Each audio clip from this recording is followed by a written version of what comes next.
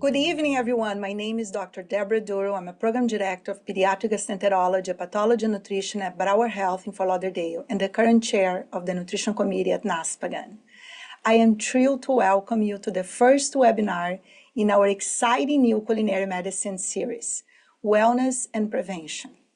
I'm happy to serve you as your moderating speaker, along with Sharon Weston, who will be also serving as a registered dietitian for this evening presentation. Sharon is a senior clinical dietitian who specializes in working with pediatric patients and also applying culinary medicine in both GI and obesity.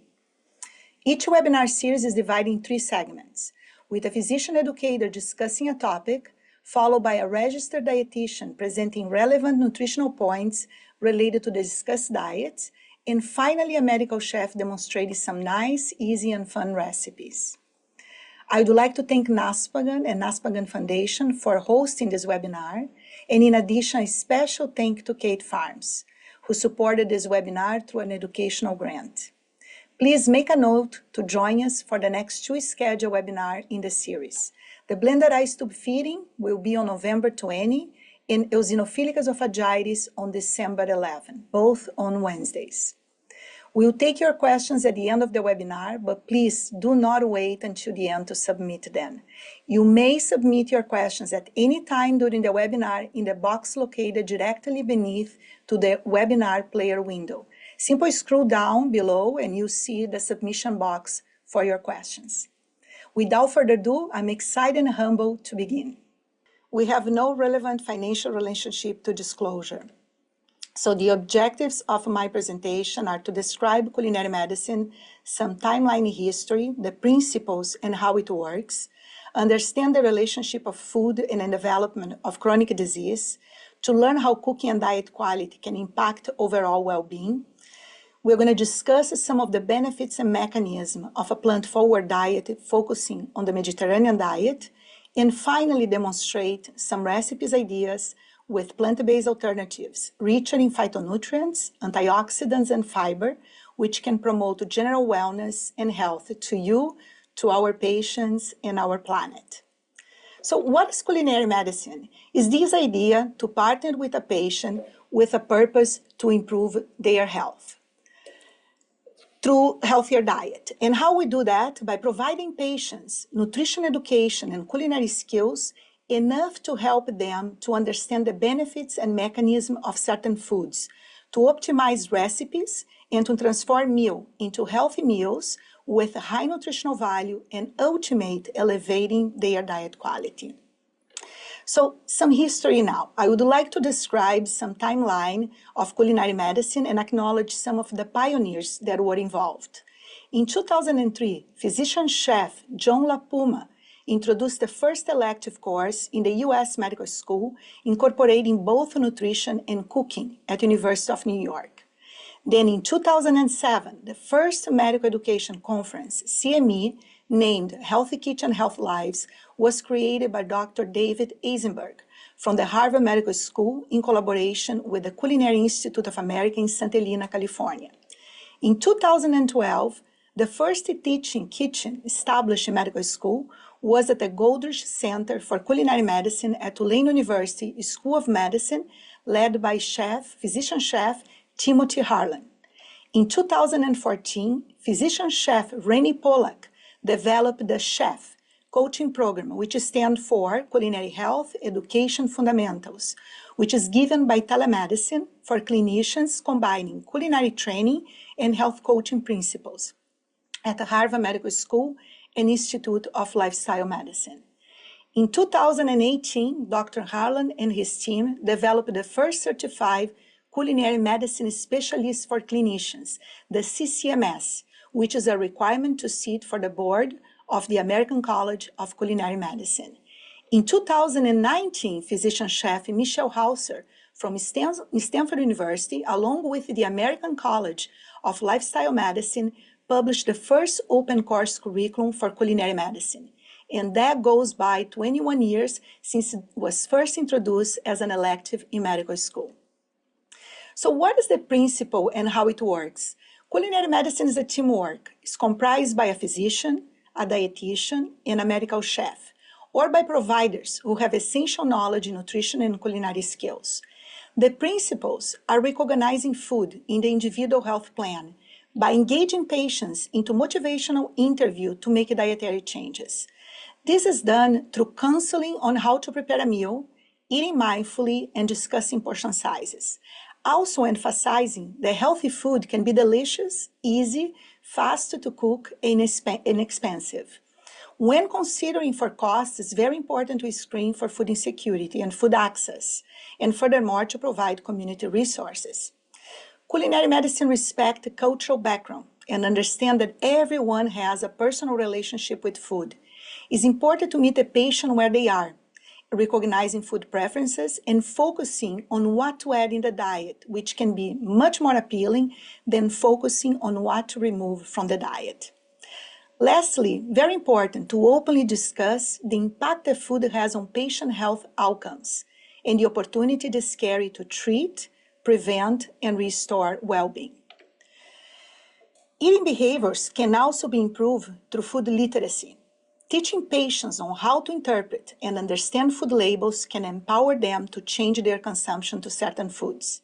A study in cardiac patients showed that when patients have a better understanding about sodium content in foods, their intake improves, leading into less sodium consumption with self-regulation and ultimately enhance their health and quality of life.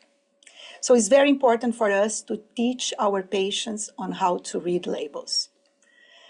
Poor dietary habits is the most important modifier risk factors for chronic disease, including diets low in fruits, vegetables, nuts, and seeds, and in high in sodium, sugar, processed meats, and trans fat, like our standard American diet, our SAD diet. Food has a very direct relationship with health. It is estimated that 50% of all deaths due to heart disease, stroke, and diabetes type 2 in the United States is linked to diet and poor nutrition. The concept of food as medicine, tailoring meals serving as a prescription with personalized touch, goes beyond health eating for preventing disease and promoting general wellness.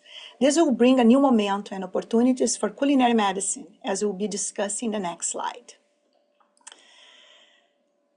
So if the poor diet can cause the problem, a healthy diet can correct the problem. So now let's put all this together. To talk about wellness and prevention, we have to talk about a field of medicine that applies evidence-based principles, prescribing lifestyle changes to treat, often reverse, and to prevent these chronic conditions that are diet-related but not limited. Lifestyle medicine focuses on 6 pillars to improve health and well-being and endorses a whole food plant-based diet, physical activity, restorative sleep, stress management, avoidance of risk substances, and positive social connection. Wellness is the act of practicing healthy habits on a daily basis to attain better physical and mental health outcomes. The most interlinked dietary models consistent with optimal prevention and wellness are indeed plant-based diets and plant-forward diets, as we'll be discussing more later and is the focus of this lecture. Globally, populations that consume largely whole food, plant-based diets are where we find the longest expected average lifespan, called the blue zones. So I'd like to go a little further and explore a new idea which embraces the future of culinary medicine, interlacing wellness, prevention, and reinstate the food as medicine conception. Now, let's put all this together. We can tailor diet to gene. This new fascinating area is called nutrigenomics. This brings an opportunity for personalized nutrition and culinary medicine, where an active ingredient in food interacts with the gene expression, upregulating or downregulating some pathways to prevent, treat conditions to achieve better health and wellness. This new model, altogether, was presented at the American College of Culinary Medicine at the annual conference, Health Meets Food, in the past June 2024 in Washington, D.C. Many studies support that cooking is associated with eating a healthier diet and a healthier lifestyle. So let's discuss the power of cooking. Home cooking improves health outcomes and has been associated with lower risk of developing obesity and diabetes type 2. The National Health and Nutrition Examination Survey data has indicated that individuals who prepare more meals at home consume fewer calories, saturated fat, sodium, and eat more fruits and vegetables and fiber. Cooking from scratch using minimally processed foods also provides more control over the quality of ingredients, reduction in unhealthy additives, and customization to meet specific dietary needs and food preferences. On another hand, lower cooking skills is associated with eating out, such as eating in a restaurant, cafeteria, fast food, increase the chances of overweight and obesity. Frequently, eating out compromises diet quality by increasing energy density, saturated fat, sugar, sodium intake, and contributes to the decreasing consumption of fresh foods and micronutrients. So let the food be the medicine. We know that one diet does not fit at all, but for most, eating a healthier diet, mainly whole foods, plant-forward, is supported by several benefits. And this can be achieved through a variety of eating patterns, including the Mediterranean diet, dietary approach to stop hypertension, the DASH diet, low-fat vegan, and other plant-forward diet. Embracing a plant-forward lifestyle, we can improve health and overall well-being. Moreover, promoting sustainable diet principles for ourselves and our planet, which goes along with the Lancet report published in 2019 and the EAT Summary report in 2020. This dietary plant-forward pattern is also seen among the heritage pyramids. This animated graphic brings a sense of connection among these cultures. They all have in common the consumption of plant foods in every meal, and in the basis of the pyramids where is emphasized health lifestyle practices, conviviality, and sustainable agriculture traditions. Now we will focus on the Mediterranean diet as an example. It was the first pyramid created in collaboration with Old Ways and the Harvard School of Public Health in the 90s, and reflect a sustainable lifestyle model with positive social behaviors and low environmental impact and footprint for the planet. It has more than 6 decades of epidemiological and clinical research supporting its benefit.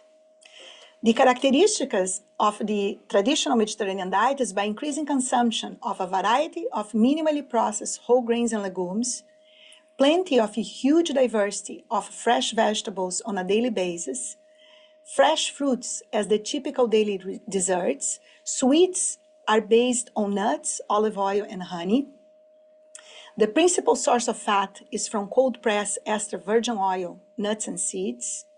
Moderate consumption of fish at least twice a week. Dairy products is consumed in low amounts, mainly by fermented cheese and yogurt. Red and processed meat consuming very low frequency and amounts, less than once a week or two. And wine only consumed with meals in low to moderate amounts. The beverage of choice is water. The basis of the pyramid is a practice of daily healthy lifestyles like physical activity, socialization, eating meals with friends and family, and consuming local and eco-friendly products. The most consistent and robust evidence for the health benefits of the Mediterranean diet has been observed for cardiovascular health and reduction of the risk factors, including obesity, hypertension, metabolic syndrome, and dyslipidemia. In addition, it has been associated with less age-related cognitive dysfunction and lower incidence of neurodegenerative disorder, particularly Alzheimer's disease. There is also evidence that the Mediterranean diet is associated with lower rates of incidence of diabetes with better glycemic control in diabetic patients compared to controlled diets. And here are some data promoting metabolic health found in the Mediterranean diet. Many elements of the Mediterranean diet have been shown to have an anti-inflammatory and antioxidant effect mediated by this high content of phytonutrients like polyphenols and flavonoids in fruits, legumes, and vegetables, which can modulate certain pathways, reducing oxidative damage and inflammation, which is associated with improvement of overall well-being, longevity, and sleep. The pro-health and pro-longevity effect of the Mediterranean diet can be summarized briefly by these 5 impactful metabolic mechanisms. The lipid-lowering effect is by reducing saturated fatty acid. The Mediterranean diet is very rich in monosaturated fatty acids, omega-3 fatty acids, and plant steroids, which can also contribute to lowering the LDL cholesterol and coronary heart disease risk. Increased phytochemical intake with many vitamins and minerals in fruits and vegetables contribute to the protection against oxidative stress and inflammation. In terms of a modification of hormones and growth factors, the polyphenolic compound, like for example the anthocyanins, the purple pigment containing certain foods, is shown to impact the cell cycle by stimulation of DNA repair as a protection mechanism in the pathogenesis of cancer. There is a reduction in amino acid and caloric intake in the Mediterranean diet when compared with the Western diet. Dietary methionine intake is on average 40% lower in the Mediterranean diet because of this different ratio of animal to vegetable protein consumption. This is very important because dietary methionine restriction has been shown to extend average maximal lifespan and protect against multiple chronic disease, in particular cancer. Lastly, a hallmark of the Mediterranean diet is its high content of fiber, which affect the gut microbiome by increasing diversity and richness of certain healthy bacteria, which produce high levels of short-chain fatty acids related with several inflammatory, autoimmune, and allergic disease.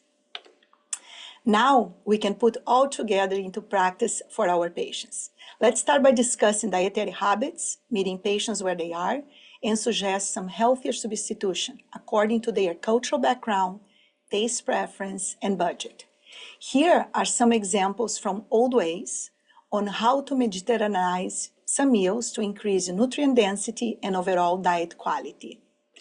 How about suggesting to add a side of fruit, make an avocado toast with a whole grain bread and an egg frittata with some vegetables instead of a plain egg, white bread, and sausage? Or to substitute the processed turkey meat and cheese sandwich to a delicious walnut, hummus pita bread, and veggie bites.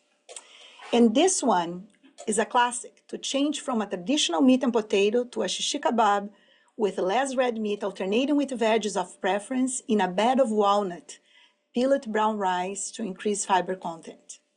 Last one, instead of cheese and crackers, to serve an antipasto with seasonal vegetables and a healthy veggie spread.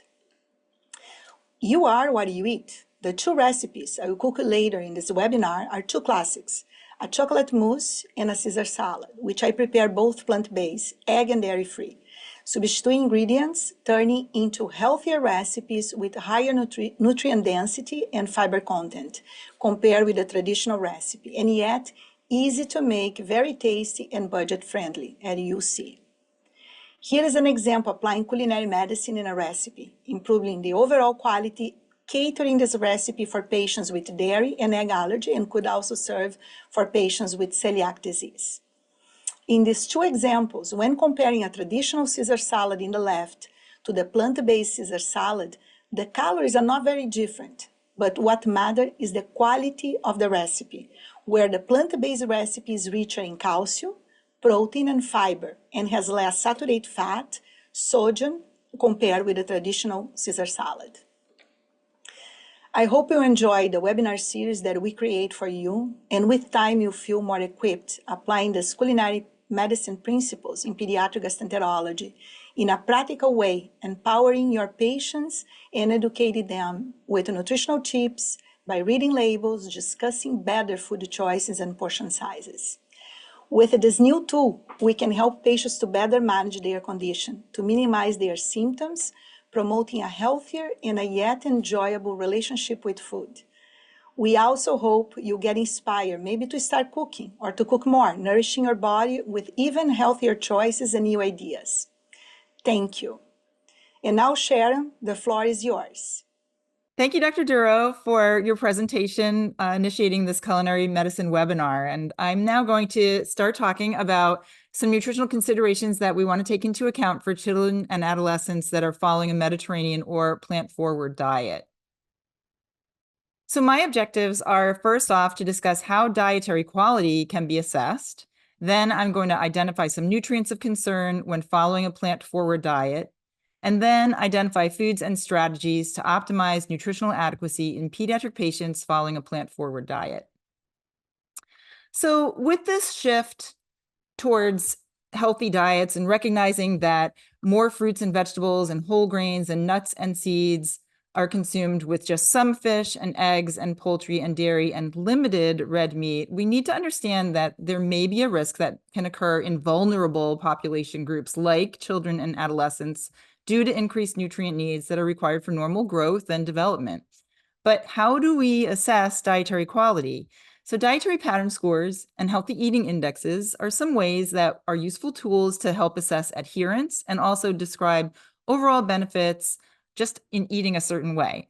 And that Mediterranean style dietary pattern score, or the MSDPS, is one of those indexes that's based on 13 food groups in the Mediterranean diet food pyramid. And applying this score or this tool to the Framingham Offspring cohort, which included over 3,000 participants, findings indicated that when there were higher scores of adherence to a Mediterranean diet, there was an increased intake of fiber, omega-3 fatty acids, antioxidant vitamins, calcium, magnesium, and potassium, and also decreased intake of sugar, saturated fat, and trans fat. The KidMed Index is another tool that can be used to evaluate the Mediterranean diet pattern, more specifically towards children and adolescents. And this index was developed in 2004. It looks at 16 items and it highlights things that are both positive and negative dietary behaviors. Scores can range from -4 up to 12.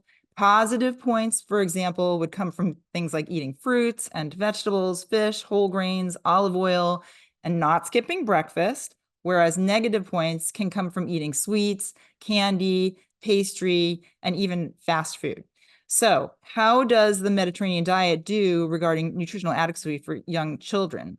In this cross-sectional study published in 2023, researchers evaluated micronutrient adequacy in 819 Spanish preschoolers, and the results indicated that lower adherence to the Mediterranean diet based on this KidMed index was directly associated with micronutrient inadequacy. Kids that had the highest adherence to the Mediterranean diet showed higher consumption of vegetables and fruits and legumes, nuts, fish, and eggs, and they also presented with a lower consumption of sugar-sweetened beverages, bakery pastries, and sweets.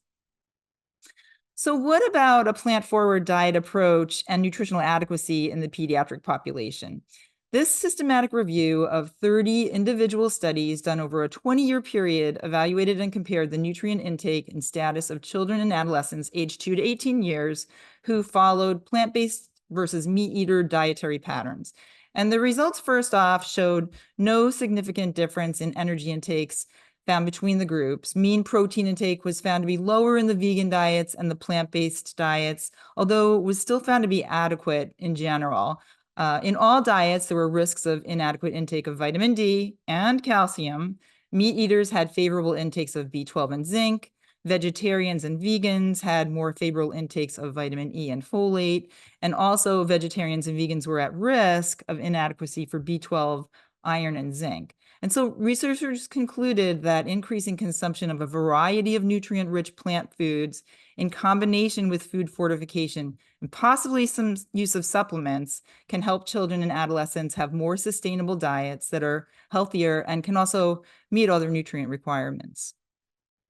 The Kids' Healthy Eating Plate depicts the major food groups slightly different than the My Plate model, as it groups fruits and vegetables together. It adds healthy oils as a group, and it also includes water. And this was developed by the Harvard School of Public Health. And as you can see, each food group provides unique sets of nutrients. So for example, under healthy oils, this is where we're going to get our essential fatty acids. It's going to help with absorption of fat-soluble vitamins like A, D, E, and K, and also provide sources of omega-3s. Our fruits and vegetables are great sources of vitamin A and C, folate, magnesium, fiber, potassium, and phytochemicals, which are unique to that food group. Hydration is going to come from water and our dairy products, as well as calcium, phosphorus, vitamin D, and protein coming from the dairy products. And then whole grains will provide not only carbohydrates, but also fiber, B vitamins, antioxidants, minerals like iron, zinc, and copper, and magnesium, and also protein. And then finally, the protein group will not only provide protein, but also zinc, B vitamins, iron, omega-3s, vitamin E from nuts and seeds, and fiber from beans, tofu, and eggs. And so eliminating certain food groups means that we must pay closer attention to specific nutrients in order just to prevent some nutrient deficiencies from occurring.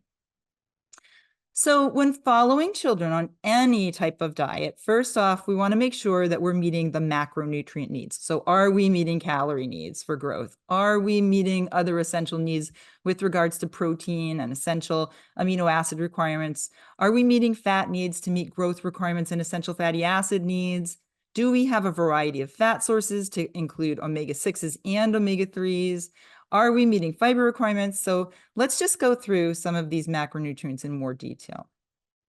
First off, protein. Protein plays a vital role in growth and development, maintaining overall health and supporting various physiological functions, including growth, muscle repair, enzyme production, and immune function. And this continuous process of protein turnover, where proteins are degraded and synthesized, requires an adequate intake of high-quality protein, including essential amino acids coming from diet, to provide that necessary amino acid balance for efficient protein turnover. Alternative diets, when planned properly, have been shown to be nutritionally adequate for both the amount and the quality of dietary protein. So let's talk a little more about that. So again, like, how does protein intake compare among different types of diets? First off, most articles have reported a gradient of protein intake. For example, in the EPIC Oxford study, which included over 29,000 participants, protein intake was classified based on different dietary patterns. So meat eaters versus fish eaters versus lacto-ovo-vegetarians and vegans. And you can see that the percent energy coming from protein is highest in the meat eater group, and then gradually declines as protein choices are modified towards a plant-based diet. So does the lower protein intake in a plant-forward diet meet protein requirements? One factor to consider is different rates of protein digestibility that may impact amino acid availability. Since plant protein digestibility is slightly lower than that of animal proteins, it may be appropriate for vegetarians to consume more protein than recommended for the general population. But at the current time, there's not a higher RDA for protein for individuals following a vegetarian diet. And when looking at the RDA for protein for a child in general, we typically see intakes of protein that are 2 to 3 times the RDA. And we know that as body sizes increase, that may become a little more challenging. So meeting protein needs in larger bodies or in teenagers, for example, may be more of a challenge and should be evaluated if there are concerns for adequacy. Do we also have to be concerned about complete versus incomplete protein, meeting protein requirements when eating a vegetarian diet? So first off, all plant foods contain all 20 amino acids, including the 9 essential amino acids. So it's actually a bit more accurate to say that the amino acid distribution profile is just a little less optimal in certain plant foods than in other animal foods. So for example, when we look at legumes, legumes tend to be lower in methionine, not void completely of methionine, but lower. And that is a benefit to combine them with grains and nuts and seeds that would provide that amino acid. Same thing with grains, except for quinoa or nuts and seeds. Those are lower in general in lysine. Also, grains are lower in threonine. And so combining them with legumes would make up those lower levels of amino acids. And corn is lower typically in tryptophan and lysine. And so again, combining corn with legumes would again create that balance. So consuming complementary proteins at intervals of less than 6 hours has been shown to be advantageous in children younger than 2 years of age. But in everyday practice, young kids typically eat often throughout the day. So usually there's not a 6-hour span of time when they're not eating. And so just combining protein sources in general throughout the day is going to be adequate. It's not really necessary to do it right on the spot, combining 2 different complementary proteins.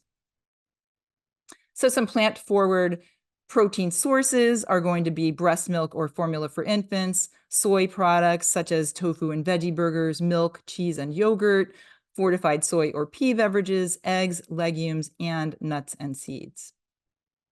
Fat intake also should be a consideration for children on alternative diets, and humans must ingest alpha-linolenic acids, omega-3s, and linoleic acids, which are omega-6s, to meet essential fatty acid needs, since the body needs these but can't synthesize them on their own. So fat considerations are important for growth, for brain growth, for neural and cognitive development. The IOM recommends for toddlers 1 to 3 years of age that they consume about 30 to 40% of their calories from fat. And plant-based fats are great healthy alternatives. They are typically lower in saturated fat as compared to animal fat choices. So things like avocado or peanut butter or olives or olive oil, instead of things like salami or bacon, are going to be great healthy alternatives. And also considerations are to include foods with alpha-linolenic acid, which is a precursor to our omega-3s, EPA and DHA. And omega-3 fatty acids are essential fats that play a crucial role in brain function, also heart health, and even inflammation reduction. The FDA recommends that children eat 2 servings of fish or seafood per week, with serving sizes depending on their age, and also taking into account trying to choose seafood that's lower in mercury content, so smaller fish rather than larger fish in general. When consuming plant-based sources instead of seafood to meet those omega-3 needs, it's important to realize, first off, that the conversion from alpha-linolenic acid, or ALA, is only at most about 15%.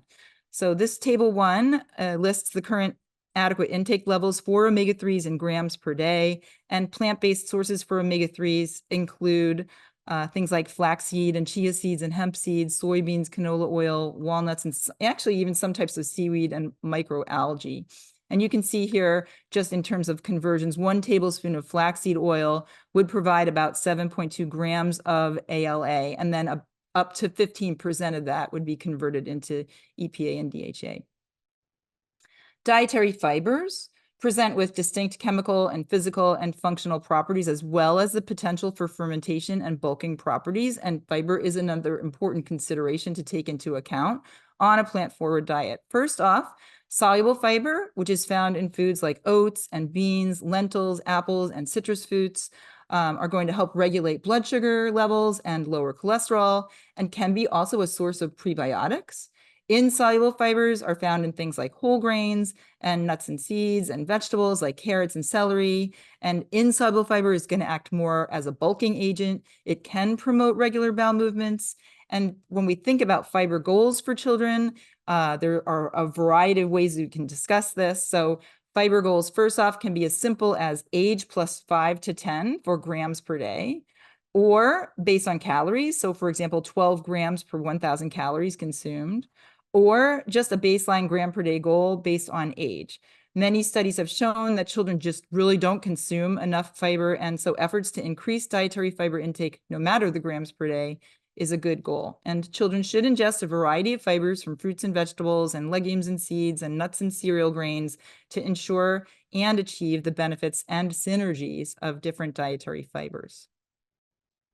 So we've talked a lot about some macronutrients to pay attention to on a plant-forward diet, but it is also important to pay attention to some micronutrients to ensure nutritional adequacy for children and adolescents is met, specifically calcium and vitamin D, vitamin K, B12, iron, and zinc. Especially during periods of rapid growth, adequate calcium and vitamin D are crucial for the development and maintenance of strong bones and teeth. And the recommended intake of calcium is approximately 700 milligrams a day for children that are 1 to 3 years, and it goes up to 13 by the time they turn 9 years old. Besides calcium, normal levels of vitamin D metabolites are also needed to optimize bone formation. And the RDA for vitamin D is 10 micrograms a day for infants, and then it goes up to 15 for children 1 to 18, although we know that individuals that have concerns with either obesity or are on anticonvulsants or on glucocorticoids or medications for HIV infection may actually require higher amounts of vitamin D to maintain normal levels. Vitamin D sources include things like sunlight exposure, although this is impacted by our geographical location, also skin pigmentation and the use of sunscreen. And dietary sources on a plant-based diet For calcium, first off, include things like soy beverages and non-dairy drinks, or even calcium-fortified orange juice, tofu, almonds, legumes, and some leafy green vegetables. And then vitamin D sources would come from things like margarine, soy beverages, supplements, and even some certain types of mushrooms that are cultivated under special lights. The NASPGHAN position paper on plant-based milks from 2020 also nicely summarized differences in calories, protein, fat, carbs, sugar, calcium, and vitamin D. And products can vary significantly even within each type of plant-based milk alternative. So for example, comparing different types of almond milk or different types of oat milk, you want to make sure that you're paying attention to those different nutrients, calcium, protein, and they can vary within each group. So important to read labels closely. Plant-forward diets are also rich in vitamin K, which is crucial for maintaining bone density, supporting cardiovascular health, and reducing inflammation. Also ensures proper blood clotting. Overconsumption of vitamin K can be a concern if someone is on anticoagulants, as high levels can counter with medication effects. Levels for vitamin K vary based on age and gender, going from 2 micrograms per day up to 120. And sources such as leafy green vegetables like kale and spinach, also collard greens and Swiss chard are among the richest sources of vitamin K. So for example, 1 cup of raw spinach provides 145 micrograms of vitamin K. And then cruciferous vegetables, things like broccoli and Brussels sprouts are also great sources of vitamin K. And just a half a cup of boiled broccoli provides 110 micrograms of vitamin K. B12 is another important micronutrient to pay attention to on a plant-forward diet, and B12 plays a key role in growth and neurological development, and it is only found in foods coming from animal sources, so things like meat and eggs and dairy products. Once B12 is removed from the diet, deficiency can develop in 4 to 6 months in infants or 1 to 2 years in adults. Adequate intake levels range from 0.4 micrograms to 2.8 micrograms per day, again, based on age and gender and pregnancy or lactation. And vegan children and vegetarians who don't consume fish, eggs, dairy, or fortified foods may need a B12 supplement, depending on their food choices. And some examples of dietary sources would include things like fortified almond milk or low-fat yogurt or any type of yogurt, really, an egg, nutritional yeast, or even fortified cereals. Can a plant-forward diet meet adequate iron needs? It's another important question to ask. Iron is crucial for growth and cognitive development, and needs vary based on age, gender, and also pregnancy and lactation, from 0.27 milligrams up to 27 milligrams per day. Dietary sources of iron vary also between heme iron versus non-heme iron, or animal-sourced versus non-animal sourced. Strategies to enhance non-heme iron absorption are to pair it with a vitamin C-rich food. And so iron sources can come from things like enriched cereals and grains and legumes and soy products, and dried fruit, quinoa, and also some dark green vegetables. And these are just some other typical amounts of iron-rich food sources on a plant-forward diet. You can see that spinach is one of the most iron-dense food choices with over 6 milligrams per cup. Interestingly, herbs also tend to be iron-rich, but the serving size needs to be paid attention to, because eating 2 teaspoons of cumin or turmeric could be a difficult task for some people. However, the 1 cup of spinach providing over 6 milligrams of iron is a reasonable dietary goal and a great source of iron. Zinc is another important micronutrient to pay attention to on a plant-forward diet, and it plays an important role in immune function and growth. And severe zinc deficiency can be associated with growth impairment, increased risk of infections, particularly diarrhea and pneumonia. The RDA for zinc ranges from 3 to 11 milligrams per day based on age and gender, and zinc in vegetarian diets can have a lower bioavailability due to the high content of phytate and fiber in some of those foods. So things like soaking beans, grains, and seeds can help reduce that binding of zinc by phytates and can also help increase that bioavailability. And some dietary sources for zinc would include things like milk and dairy, fortified cereals, legumes, nuts, soy products, whole grains, and wheat germ. So after taking into account nutritional considerations, then how do we actually transition children and adolescents to a plant-forward diet?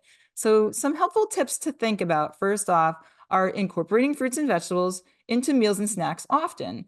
So instead of using something that's out of a package, grabbing a fruit or a vegetable as part of a meal or part of a snack is a helpful way to just introduce a variety of fruits and vegetables. And thinking about a variety of colors throughout the day is also going to mix up all of those different phytochemicals.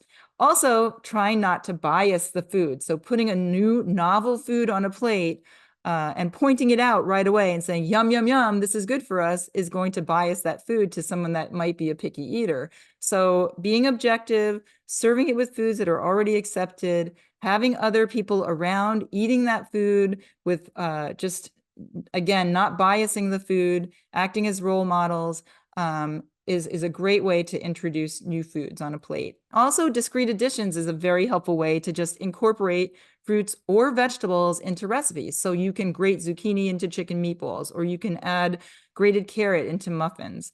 And just thinking about those step-by-step changes will lead to progress to transition towards more of a plant-forward diet.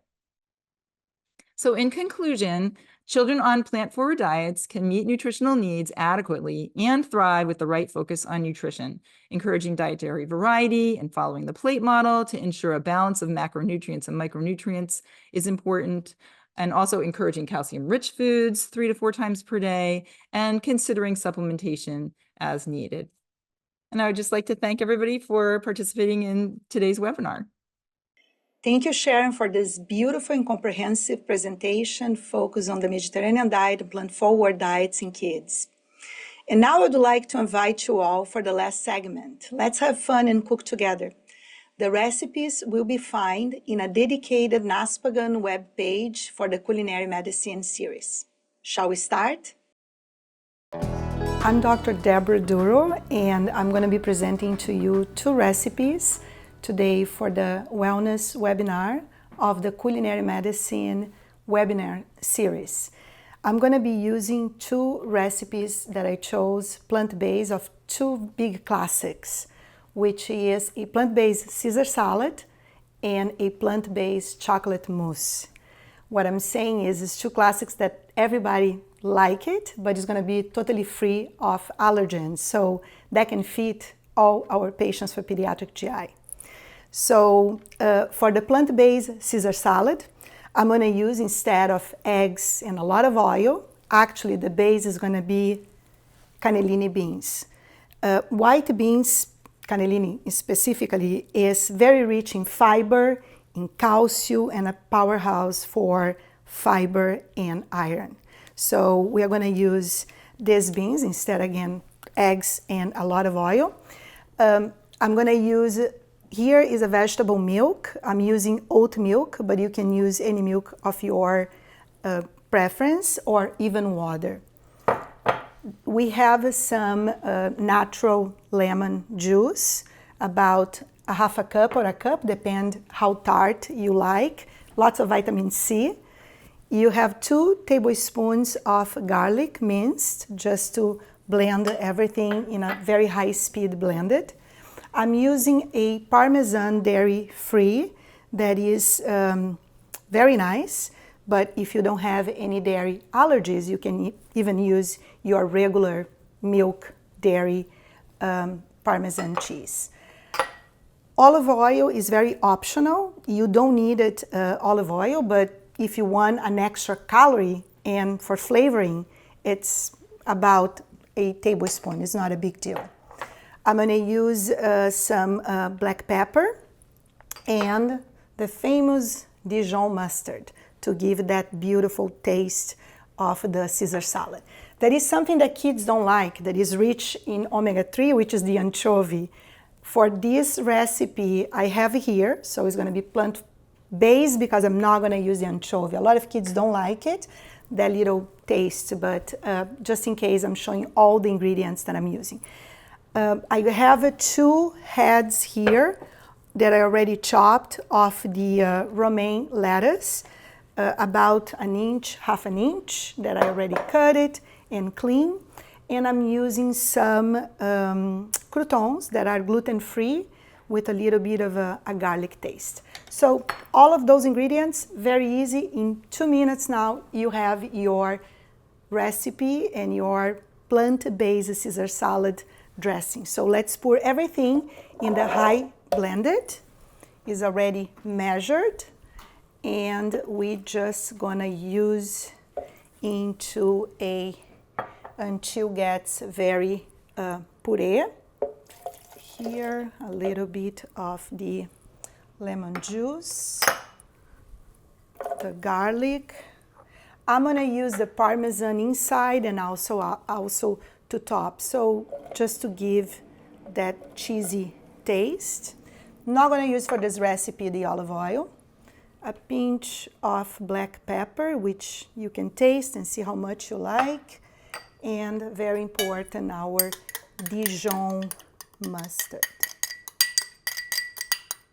Okay, so all of that is inside, and now we just need it to blend, and you have it.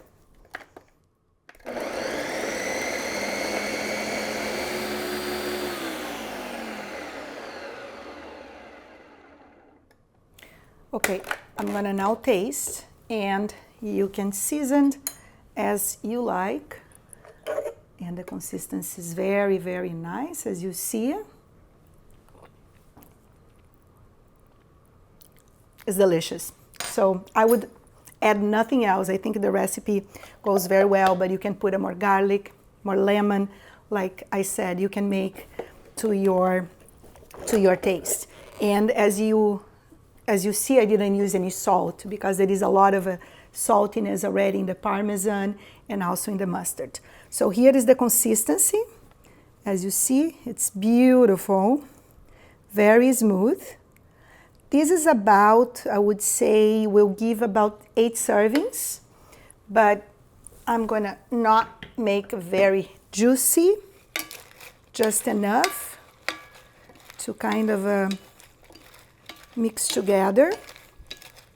And at the end, I like an extra pinch of black pepper, and then you can add your croutons as much as you'd like, and more Parmesan cheese. So let's do that. So I'm just tossing everything together now. I'm gonna serve in the little small plate. Is about, as I mentioned, 6 to 8 servings, depending on the amount you wanna do it. You can put it more, a pinch of black pepper in the top. You can put another croutons, and even a little bit more of Parmesan cheese, dairy-free. And here you have a beautiful anti-inflammatory Caesar salad, plant-based. We're gonna be making a plant-based chocolate mousse.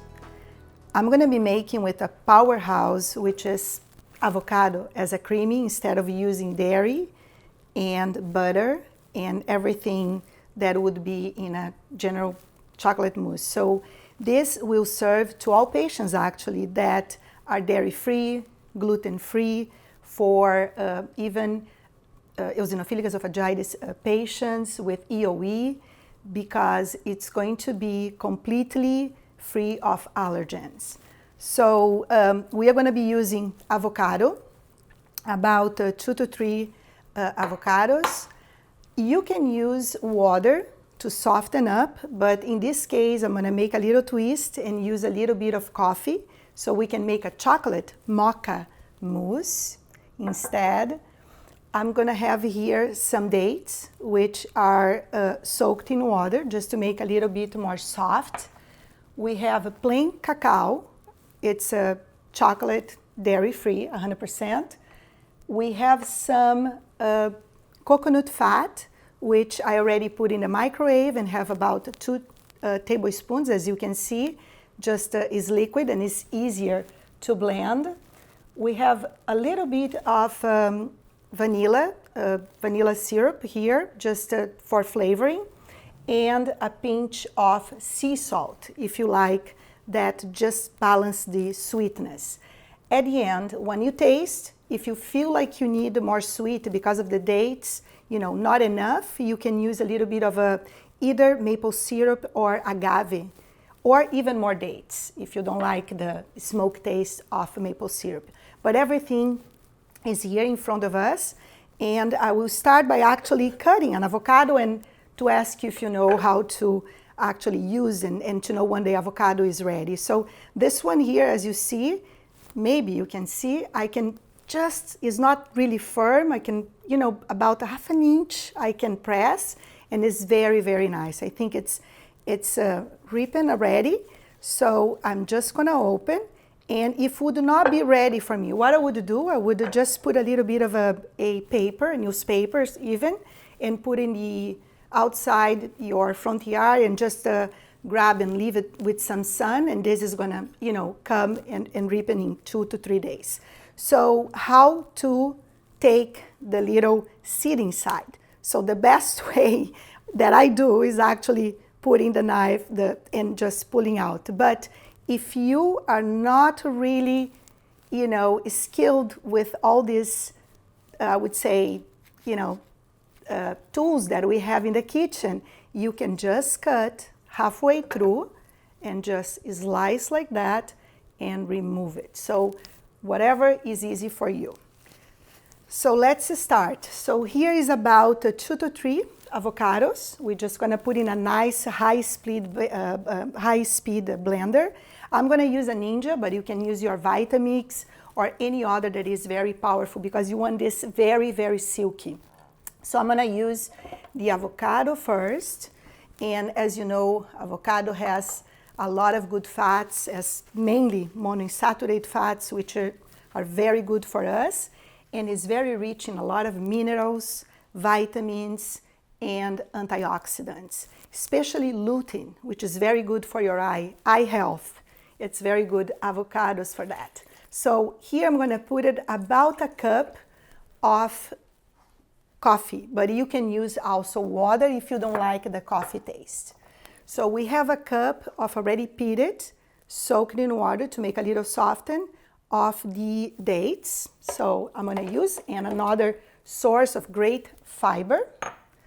And I have my cacao. This is pure cacao and about a cup as well. So here is when you are making for kids, sometimes they like more sweet. So you don't need to make the, I would say, dark chocolate version. You can make a little bit more, I would say, medium as you put along. I'm just gonna leave a little bit to reserve. As you can see, it's gonna get very intense with the flavor. So for the firmness, there is ways that you can get that in 2 and 3 hours to put in the refrigerator. I'm using here 2 tablespoons that I already put in a microwave, like I said, for coconut oil. The people that have no nuts allergy, you can actually use from 3 nuts, you know, cashew. You can just soak the cashew for about 3-4 hours, remove the water, all the phytates away, and then you can use to blend it instead of, you know, coconut fat. So whatever you prefer, coconut fat, cashew for people that have no 3 nuts allergy. So about 2 tablespoons and a little bit, I would say half of a little tiny spoon of vanilla bean, just for the flavor. And now my sweet, again, is up to your taste. You can use agave, you can use more dates. I like the smokiness of the maple syrup. So I'm gonna use that, it's all inside my blender, and now I'm gonna play with actually the consistency and see how that's gonna go. So let's see here. Let's go around.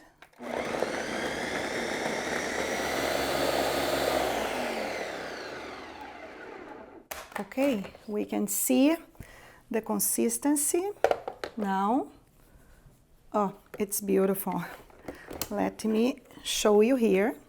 So I'm gonna actually show you like this, and here. This is really, really, really nice consistency. So this needs about 2 to 3 hours, I would say, in the refrigerator. And you can scoop with an ice cream scoop, and then it's gonna be ready to eat. It's really, really nice. But I forgot the most important is to try. Let's see right now. So I'm gonna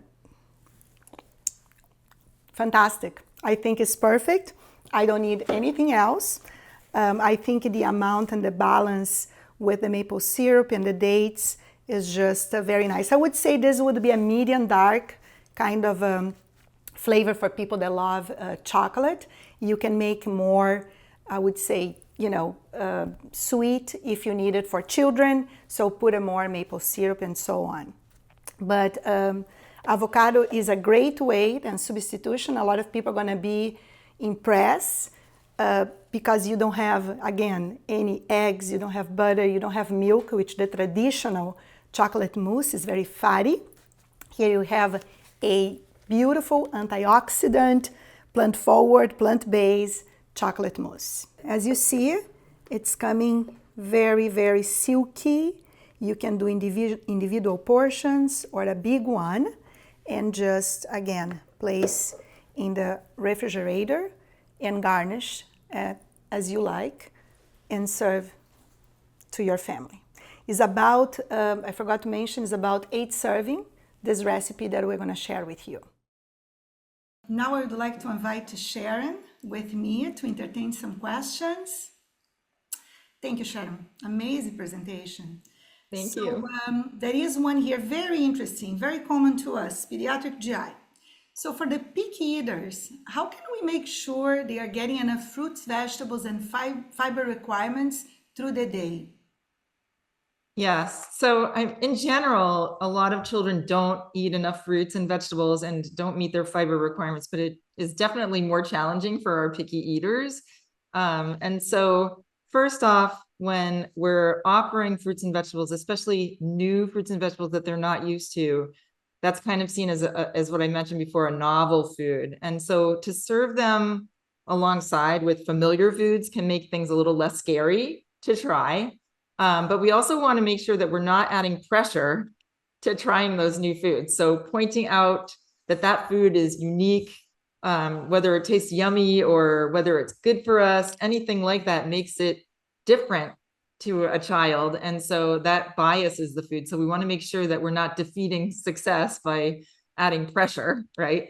Some other strategies are even having other kids or other peers or even other family members eating that food at the same time so that it seems like other people are eating it and it might be okay. There's also the process of just using food chaining, where you start with a food that's familiar to that child and then you add a fruit or a vegetable or a new food to it in small amounts, and then you gradually increase that amount. You can also do it discreetly so that you might add it into a smoothie, or you might blend it into a sauce or a baked good, and that's a strategy. Also, just trying to make fruits and vegetables fun. So cutting them into fun shapes or using them on shish kebabs is just another fun way to make them different. Even just eating them with a toothpick instead of with your fingers can make it different. Also, another strategy that's pretty interesting is to think of deconstructing a recipe. So if you have, for example, a chicken noodle soup and it has vegetables in it, and you've got a picky eater that won't really eat those vegetables, you can deconstruct the soup so that you have the noodles separately and the vegetables separate and the broth separate. And you might even puree some vegetables into the broth and then have the child be in control and choose what he or she wants into their bowl. And then you can add a little of the broth in there and then move, forward from that. And then lastly, I think just including kids in the cooking process is something that we really want to take advantage of in culinary medicine, right? We really want to involve kids in this whole process from start to finish. So grocery shopping together, planning our meals for the week or snacks for the week, and then actually cooking together as a family is something that really helps kids try new things. And one of the great resources that I like to use is chopchopfamily.org. It's a great resource that really is very kid-friendly, has tons of recipes and family cooking ideas, and very helpful. So, yeah. Thank you so much. And being a role model, right? It's so important to be a role model because the child see you trying something that they don't want and in a repetitive way that you're gonna end up winning that by Right. fatigue because they're gonna try at one point, right? That Yeah. comes to another kind of a question here, which we can go over kind of together. So is to discuss some healthy ideas for like breakfast, snack, lunch, dinner for kids that can incorporate more this Mediterranean style of meals. So one thing that I love it is like to see what the kid is eating already and incorporating top of what they are eating. For instance, they have their favorite yogurt. So you can sneak there a little bit of chia seeds one day and maybe doing a little puree of fresh berries and you put in the top. So just by that, you already change the nutrition density of this yogurt, right? The classic peanut butter and jelly. Let's get a whole wheat bread, always, not white bread, whole wheat. You can put a peanut butter there. You can make the jelly again with fresh, fresh berries, or you can buy even frozen berries if you don't have time to do it. Just warm up in a little pan. Enough for that is very fresh. It's going to be natural. The flavors are there, and you can even cut slices of apples or banana in the top. So you are adding another peanut butter and jelly that is all processed. In a way, you're doing whole wheat and creating a different meal strategy. I love also the hummus, which you can make fun and put a lot of other spices for kids. You can make a hummus with beets and make a little purple. We can put a hummus with spinach and make a little green with, fresh carrots, some very healthy crackers that are whole grain as well. So for a snack, here you have a lot of ideas. I mean, for mainly like I would say in breakfast, breakfast, one thing that I love is the egg muffin. So instead of just scrambled eggs, get us some like the medley, vegetables that you go in the frozen section. You can get that just like a scoop of that. We'll have corns, green beans, we'll have peas and carrots. And you can put it in this, egg beating eggs and put in a little muffin and you have the kid will start enjoy bites by bites. Your pancake and waffle. That is nowadays a lot of grain, whole grain pancakes and waffles. So don't just get like the plain flour one that is pure sugar. And you can always, again, put your berries, your banana, and make that a little bit more interesting for the child. Smoothies are great ways of also incorporating veggies and new stuff that they might like it. I like to use sometimes even the low-fat yogurt, and the plant-based milk to do half and half in strawberries, banana, something else so you can add calories. If the kid is a picky eater, for instance, you need more calories sometimes. So there is many ways. But favorites are the meals, like I show in the lecture, transforming, right? So you mentioned the sheikh kebab. Instead of the whole, like just a steak, you get veggies and meat, or veggies and chicken. Pasta, when you do a bolognese, you could do half meat, shredded meat, and half black lentils or black or mushrooms or even black beans. So you are making now the content of fiber and phytonutrients increase, not just pure meat and saturated fat. Right? So there is many ideas that we can talk. The cauliflower pizza, like a pizza dough, cauliflower pizza. Just by that, you can put it all your toppings that the kid like it and they can pick and choose, and you have a very healthy, again, pizza idea. For burgers, same idea. You can make your patty with half of the meat amount, adding beans, black beans, or garbanzo, or any of those whole grains, which are amazing legumes. So I love that idea. I love like mixing things together and just, doing a gradual step-by-step process so that it's not so hard and it's not so drastic for somebody that's not quite ready to shift completely. It's a great strategy. Yeah. it's great, and the idea of Mediterraneizing a food is to incorporate more whole grains, legumes, fruits, and vegetables. So any opportunity for the child to eat or you to cook, you can be creative adding this extra step. So I would like to ask you a very interesting question here that came up. So Many times our patients report that eating a plant-forward diet is too expensive. So what strategies you would follow for a plant-based diet if food insecurity is of a concern? Yeah, that's a very good question. And we get that a lot, right? So first off, just focusing on affordable plant-based foods that are, I think, shelf-friendly. So they're easy to have in the house. They last for a long time. That's really something to kind of focus on. Also, frozen foods are another great way that's going to help make a plant-based diet affordable.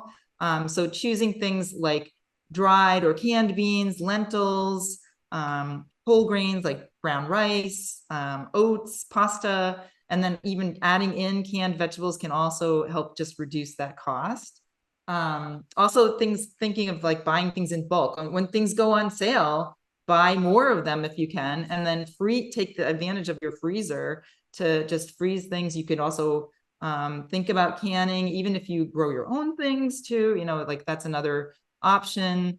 I think that also planning is very important. So planning your meals ahead, and then taking advantage of using your leftovers as best you can so that there's no waste. If you use your leftovers in soups the next day, or take it for lunch the next day, or you do batch cooking where you double your recipe and then you have extra parts of that recipe that you might freeze, and then you can pull that out when you're in a bind and would have ordered like takeout or gone through a drive-through. Now you have a very healthy scratch cooked meal that's easy to just heat up right away.